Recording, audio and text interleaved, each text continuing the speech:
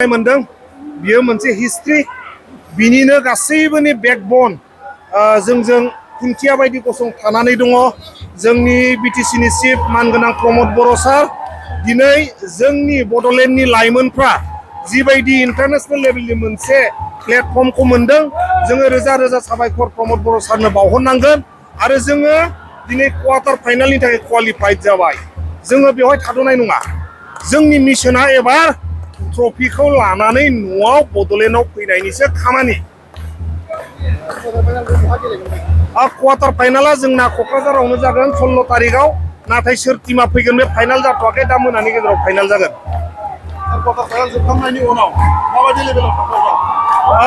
quarter final जोबनाय लोगो लोगोनो जोंना सेमि फाइनाल जागोन दा सेमि फाइनाला जों कलकातायाव गेलेहैनांगोन जोंनि दा टारगेटआ क्वार्टार फाइनालखौ बोरै देरहानो हायो क्वार्टार फाइनाल देरहाबाथाय जों सेमि फाइनालनि थाखाय आरो प्रिपारेसन खालामगोन मथथे जोंनि मिशना दा ट्रफिखौ न'आव बोरै लाबोनानै फैनो हायो बेनो अडियन्सखौ हिउज थेंक इउ जोंना मेट्सआ जोबनानै थांबाय जों देरहाबाय अखा जुब जुब हादों थेवबाबो दाबो थाङा थेंक इउ स' माच जोबोद साबायखर बावदों आङो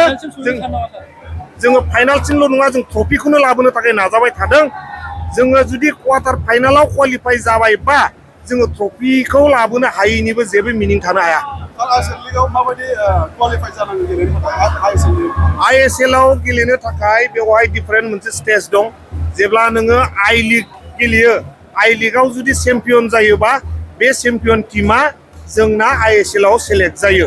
आरो बिनि अनगाबो फ्रान्चाइजी माखासे फैसा होनानै डाइरेक्ट एन्ट्रि जायो बेफोर बेलेग स्टेज जोङो दा दुरान्ड कापआव फकास होनानै दं आई लीगआव जों फकास होनांगोन इन्डियानि टप लीगआव जोङो बोरै गेलेनो हायो बेफोरखौ जोङो फकास होनानै खामानि मावनांगोन आरो बियो प्रमद बर' सारनि दैदेननाय सरकाराव बियो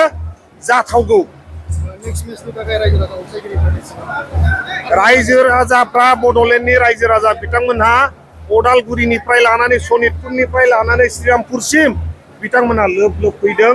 माखासेया जोंनि स्टेडियामनि केपासिटिया एसे खमनि थाखाय हाबजोबनो हायाखै थेवबाबो बिथांमोना अखा सिजानानै बेवहाय जोंखौ सापर्ट खालामफैदों दा बेबायदि जुदि जोंनि गेजेराव बिथांमोना सापर्ट होबाय थायोबा